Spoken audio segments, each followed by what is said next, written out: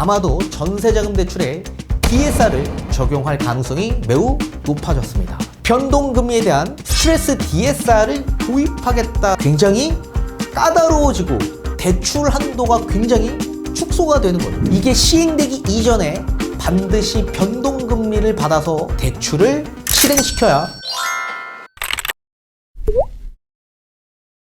네, 안녕하세요. 반갑습니다. 이경민의 부동산 하이킥의 이경민입니다. 자, 관계부처 합동으로 열린 가계부채 현황 점검회의가 이번에 개최되었습니다.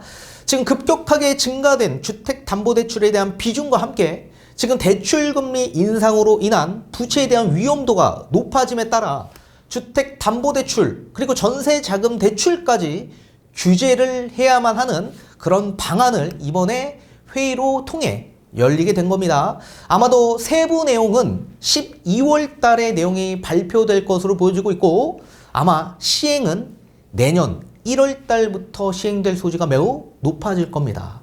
자, 그렇다면 이제 앞으로 주택담보대출과 전세자금 대출에 대한 규제가 지금보다 더 강화해진다라고 한다면 수요는 어떻게 이동을 하고 앞으로 시장은 어떻게 전개가 될 수밖에 없는지 뒤에 판서를 통해 여러분들이 알기 쉽게 풀어드리는 시간을 가져보도록 하겠습니다. 자, 우선적으로 금융위에 발표된 내용을 한번 토대로 해서 총 4가지의 큰 틀에 대한 회의 내용을 한번 살펴보도록 하겠습니다. 일단 첫 번째, DSR 규제를 더욱 내실화하기로 했다고 합니다. DSR 적용 이외의 항목을 면밀히 점검하고 취약 부문, 어려움이 가중되지 않는 범위 내에서 점차적으로 DSR 적용 범위를 확대해 나가는 방안을 검토하겠다라고 밝혔습니다.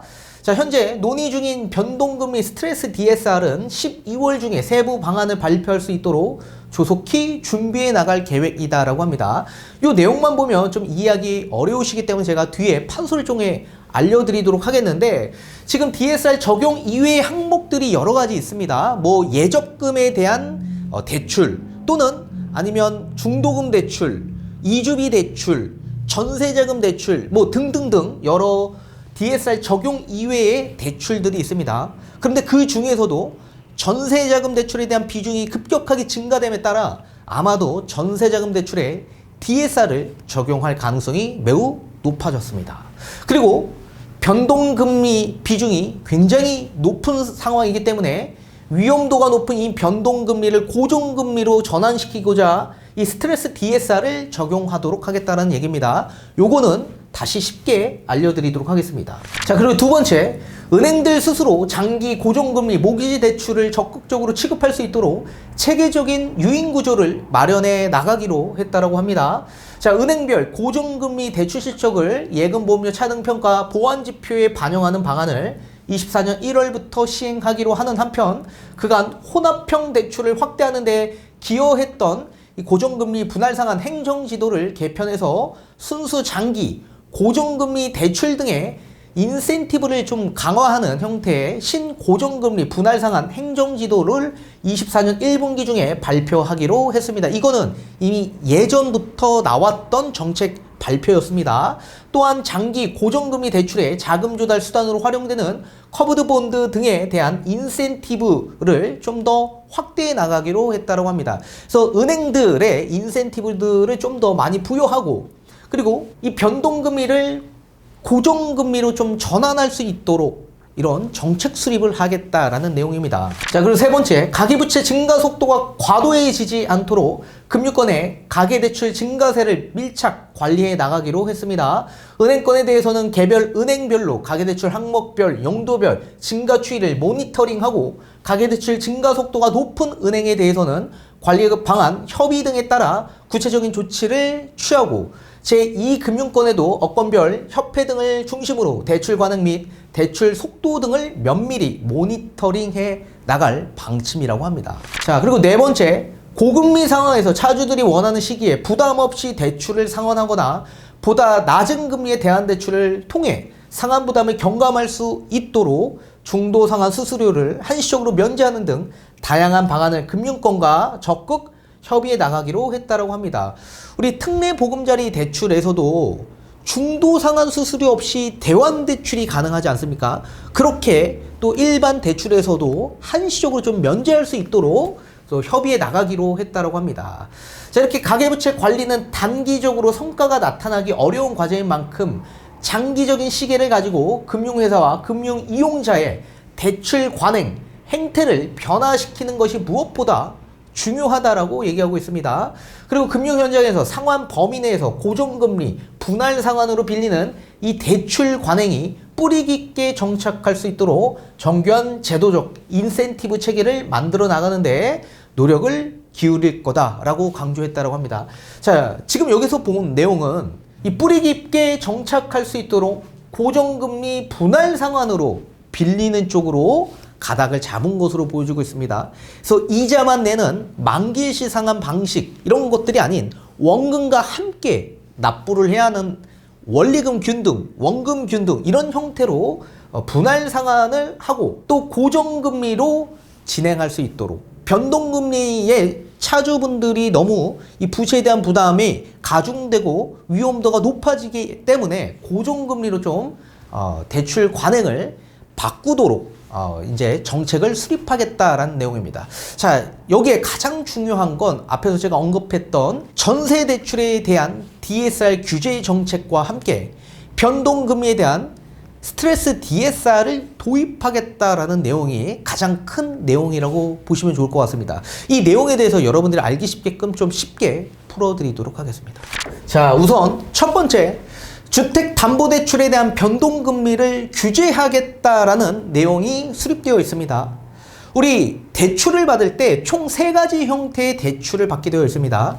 자, 큰 틀로 보자면 변동금리가 있고 그 다음에 고정금리, 혼합형 금리가 있는데 우리나라 차주분들의 금리 형태를 보게 되면 거의 2022년 12월 달 기준에서 변동금리를 받는 비중이 약 55%나 됩니다. 가장 큰 비중을 차지하고 있는데 지금처럼 급격한 금리 인상과 대출금리 인상이 되었을 때 이 변동금리는 6개월 그리고 1년마다 주기가 바뀌면서 금리의 형태도 바뀌게 되어 있기 때문에 금리 인상엔 굉장히 취약할 수밖에 없습니다. 그래서 정부 당국이 이 변동금리를 고정금리로 좀 전환시키는 규제 정책을 발표하게 된 건데 혼합형이 두 번째 비중을 차지하고 있습니다. 혼합형은 변동금리와 그리고 고정금리를 혼합해서 진행을 하는데 예컨대 1년 고정 그 이후에 변동금리 3년 고정 그 이후에 변동금리 이런 혼합형 금리가 약 25%를 차지합니다. 그리고 매달 똑같은 금리로 책정해서 이자를 납부하는 고정금리는 20%밖에 되지 않습니다. 근데 사람들이 변동금리로 가는 이유는 고정금리보다 변동금리가 더 저렴했었기 때문에 그랬었습니다. 그런데 지금 형태를 보면 지금은 고정금리가 조금 더 낮은 수준이다라고 보셔야 됩니다. 그래서 모든 차주분들의 대다수가 변동금리로 많이 유입되다 보니 요거를 좀 바꾸겠다라는 내용인데 이 한국은행이 금리를 공시합니다. 가계대출에 대한 금리, 담보대출에 대한 금리 이런 것들을 다 공시하는데 5년간 한국은행이 5년간 신규로 취급한 주택담보대출 이걸 평균 가중치로 해서 이 평균 가중치 중에서도 최고치 이 최고치의 금리를 좀 산정해서 11월 달에 공시하는 변동금리의 공시금리를 차감한 요 금리 요걸 가산금리로 활용하겠다라는 내용입니다. 자, 이 가산금리가 왜 중요하냐면 요 가산금리 플러스 주담대 금리가 산정이 되는 거기 때문에 일반적인 주담대 금리보다 더 높게 책정이 되는 겁니다. 자, 쉽게 예를 들면 2020년도부터 지금까지 DTI를 받을 땐 이제 스트레스 DTI라고 해서 신 DTI를 받게 되어 있습니다. 자, 우선 요 스트레스 DTI라는 건 뭐냐? 우리 DTI라는 건 내가 주택담보대출을 받을 때 원리금, 원금과 이자 플러스 기타 대출에 대한 이자까지 합산한 금액에서 연소득의 60% 정도로 대출을 해주는 제도가 DTI죠. 자, 이 스트레스 DTI는 5년간 신규 취급 평균 가중치 요 최고치 금리가 몇 퍼센트 나오는지 봐야 되는데 2022년 12월 달이 가장 높은 금리였습니다. 한 5.6% 정도가 나왔다. 근데 계산하기 쉽게끔 5.5%라고 제가 지칭을 하도록 하겠습니다. 자, 그리고 2023년 만약에 올해 11월 달에 공시된 금리가 알기 쉽게끔 5%라고 지칭을 해보도록 하겠습니다. 5%.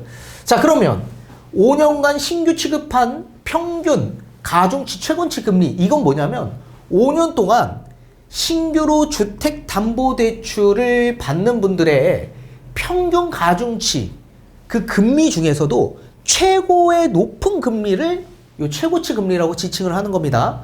그게 작년 12월 달이 5.5% 가장 높은 수치였습니다. 거기에 만약에 2023년 올해 11월 달에 공시한 금리가 5%라고 한다면 요 차감한 금리가 몇 퍼센트죠? 0.5%죠.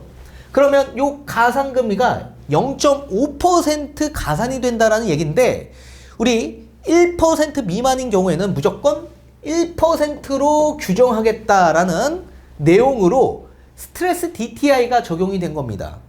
따라서 1% 미만인 경우에는 무조건 1%로 보겠다. 만약에 1%가 넘어간다. 만약에 이 공시금리가 4%다. 그러면 5.5에서 4%를 차감한 1.5%가 가산금리가 되는 겁니다. 자, 이런 상태에서 만약에 주담대 금리가 4.5%였다라고 한다면 실제 금리는 몇 퍼센트입니까? 실제 금리. 그러면 5.5%인 거죠. 5.5%. 나는 주택담보대출을 4.5%로 받았지만 요 스트레스 DTI 도입이 돼서 가산금리가 1%포인트 더 붙어서 5.5% 이자를 납부해야만 하는 겁니다. 이해되시죠? 자, 그래서 이 스트레스 DTI를 착안해서 DSR도 똑같이 이렇게 도입하겠다라고 내용이 발표가 된 겁니다. 자, 그러면 예컨대 스트레스 DSR은 어떤 규제냐? 자, DTI보다 더 강화된 규제입니다. DTI는 뭐죠? 주택담보대출의 원금 플러스 이자, 원리금과 기타 대출, 다른 대출의 이자를 합산했다라고 했죠. 근데 이 DSR은 기타 대출의 이자뿐만 아니라 원금까지 합산한 금액의 연소득의 40%까지만 대출이 나오는 겁니다. DTI는 60%, DSR은 40%. 그럼 당연히 DSR이 훨씬 더 규제가 강화된 규제 정책이죠. 자, 따라서 이 스트레스 DSR을 스트레스 DTI처럼 똑같이 도입하겠다. 자, 그러면 또 똑같이 요 스트레스 DTI가 신규 취급 가중치 최고치 금리가 똑같이 5.5%다. 그리고 11월 달 2023년 기준에서 만약에 이거 똑같이 5% 나왔다. 그럼 얼마죠? 0.5%지만 가산금리를 똑같이 1% 미만인 경우에는 1%로 보겠다. 그래서 하한선을 1%로 기준화하겠다라고 발표를 한 겁니다. 그리고 주택담보대출이 똑같이 4.5%라고 한다면 5.5%의 금리로 납부해야 된다. 그것도 DSR, 연소득의 40%만 적용할 수 있도록 대출의 한도가 줄어든다라는 얘기입니다. 예전보다. 자, 그런데 요거는 이제 금리가 인상이 되고 있는 과정에서 금리가 인상이 될 거라고 예상을 했기 때문에 이렇게 예상한 것들이 반영이 된 거죠.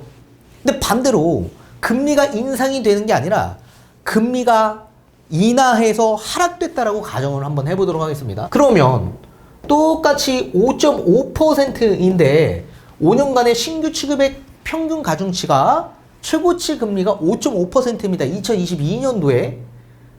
그런데 만약에 5년이 지나서 2028년 금리가 인하가 되어서 약 1.5%가 된 겁니다. 1.5%. 그러면 차감한 금리가 몇 퍼센트죠? 4%죠?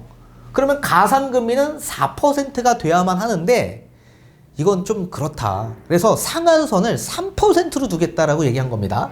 차감 금리는 4%지만 상한선을 3%로 보겠다. 3%. 그리고 주택담보대출에 대한 금리가 인하가 되어서 한 1.5%라고 가정을 해봅시다. 그러면 내가 받은 주택담보대출은 1.5%지만 가상금리 3%를 합산해서 4.5%를 적용받아 이자를 납부해야만 하는 거다. 그러니까 금리가 내려가도 4.5%가 적용이 되는 거죠. 이게 스트레스 DSR 도입입니다. 굉장히 까다로워지고 대출 한도가 굉장히 축소가 되는 거죠.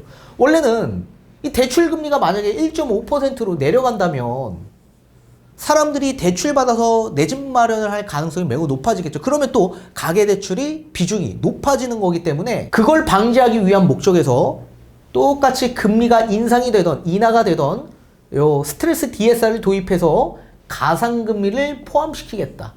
그래서 1.5%의 주담대를 받을 수 있지만 4.5%가 적용이 된다. 이러면 사람들이 어떻게 될까요? 변동금리 받고 내 집 마련할 수 있을까요? 그렇기가 어렵겠죠. 그러면 당연히 고정금리가 훨씬 더 유리할 가능성이 크기 때문에 금융당국에서 지금 원하는 대로 변동금리에서 고정금리로 전환될 가능성이 매우 높아질 겁니다. 이게 세부 내용이 12월 달에 아마 내용이 발표가 되고 내년 1월부터 시행될 소지가 매우 높아질 겁니다. 그러면 내년 1월부터는 변동금리보다 고정금리가 더 유리할 가능성이 높아지겠죠. 그러면 이제 시행이 되면 변동금리로 받으면 훨씬 더 불리해질 겁니다. 만약에 공시금리가 앞으로는 인하될 소지가 매우 높은데 만약에 지금 5.5%에서 가장 낮아서 뭐 한 1.5%까지 내려간다면 1.5%가 아닌 3% 가상금리 받아서 4.5%를 납부해야 되는데 누가 변동금리를 받겠습니까? 따라서 이제 지금에서부터 뭐 아파트건 주택이건 주택담보대출 금리를 받아서 내 집 마련하거나 갈아타기를 계획하는 분들이 있다고 한다면 이게 시행되기 이전에 반드시 변동금리를 받아서 실행시켜야 유리하실 겁니다. 따라서 이 규제 정책이 도입되기 이전에 우리는 대출을 받아 일단 변동금리가 더 유리하죠. 6개월 또는 1년마다 만약에 금리가 인하가 된다고 한다면 5.5에서 1.5로 내려가는 거기 때문에 훨씬 더 유리할 수밖에 없겠죠. 근데 규제가 되면 불리하다. 자, 그리고 두 번째. 전세자금 대출. 요 전세 대출에 DSR을 도입하겠다라고 발표를 한 겁니다.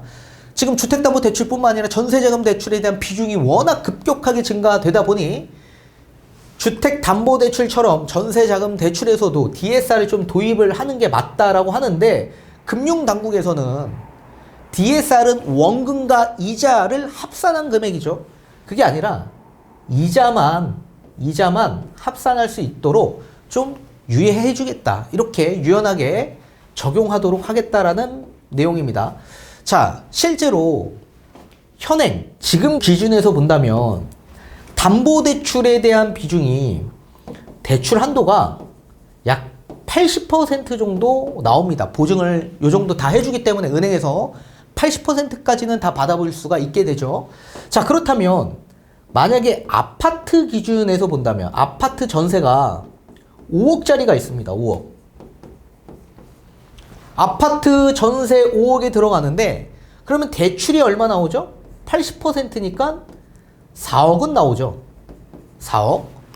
여기에 플러스 본인 자본금 얼마 필요합니까? 1억만 있어도 아파트, 신축 아파트 전세 지금 5억짜리 우리가 충분히 갈 수가 있는 겁니다. 근데 이게 지금 연소득을 보지 않았기 때문에 보증금 대비해서 대출이 실행이 돼서 이렇게 자기 자본금 부족해도 그냥 대출을 끌어다가 전세로 많이 갔거든요. 이런 분들이 많기 때문에 지금 가계대출에 대한 비중이 급격하게 증가되었다라고 판단을 한 것으로 보여지고 있습니다. 자, 그래서 이거를 어떻게 개정할 거냐. 대출 80%뿐만 아니라 여기에 플러스 DSR을 적용하도록 하겠다라고 밝힌 건데, 이 DSR 40%가 만약에 적용이 된다라고 한다면 연소득이 4천만 원, 요 4천만 원 미만인 분들은 저 대출 한도가 전체 다 나오지 않는다. 다 나오지 않습니다. 자, 자본 1억에 4%의 기준에서 받는다면 이자 납부를 133만 원 해야 됩니다. 133만 원. 근데 만약에 연소득이 4천만 원 정도가 된다. DSR 40%가 된다고 한다면 약 4억 정도까지 대출이 나옵니다. 이자 133만 원이다 보니. 그럼 따라서 연소득이 4천만 원 미만, 뭐 3천만 원 정도 된다. 그러면 4억 전체 대출이 나오지가 않아서 이 아파트 전세 5억짜리 가기가 어려워지게 되는 거죠. 자, 이런 부분들도 있고, 또 전세 대출 받아져 있는 상태에서 우리가 추가적으로 내 집 마련하는 데 있어서 요 지금 대출이 DSR로 잡히기 때문에 추가적인 주택담보대출 받는 게 굉장히 어려워질 수 있는 겁니다. 그래서 이런 부분들은 12월 달에 또 수정돼서 분명히 나와야 될 것으로 보여지고 있습니다. 자, 그러면 수요는 앞으로 어떻게 움직일까요? 수요는 우선 서울 아파트 전세를 보셨던 분들 입장에서는 대출 한도가 많이 나오지 않다 보니 어디로 움직일까요?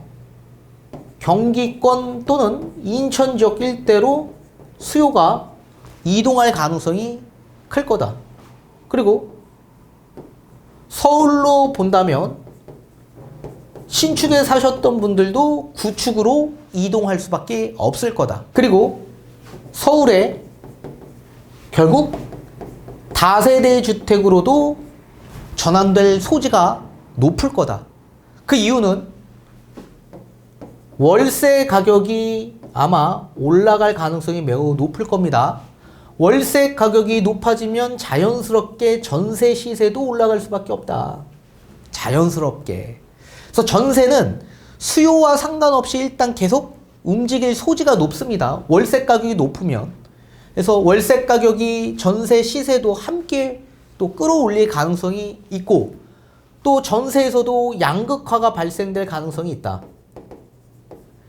현금 부자들은 좀 비싼 전세, 입지 좋은 곳에 또 들어가서 또 임대차 시장으로 또 들어갈 수 있겠지만, 소득이 적으신 분들은 어떻게 됩니까? 반전세로 갈 가능성이 있겠죠. 반전세.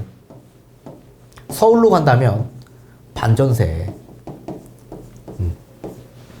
그래서 이렇게 양극화가 또 다양하게 생길 수 있다라고 보여지고 있습니다. 그리고 다세대 주택도 마찬가지, 지금 전세 사기 이런 부분이 좀 잠잠해지고 또 역전세에 대한 부분이 잠잠해지는 시기가 온다면 또 다세대 주택으로 안정적인 또 다세대가 있는 곳에 수요가 또 몰릴 수도 있다. 그래서 소득이 아예 없는 분들 입장에서는 결국엔 선택지가 다양하게 있지는 않는 겁니다.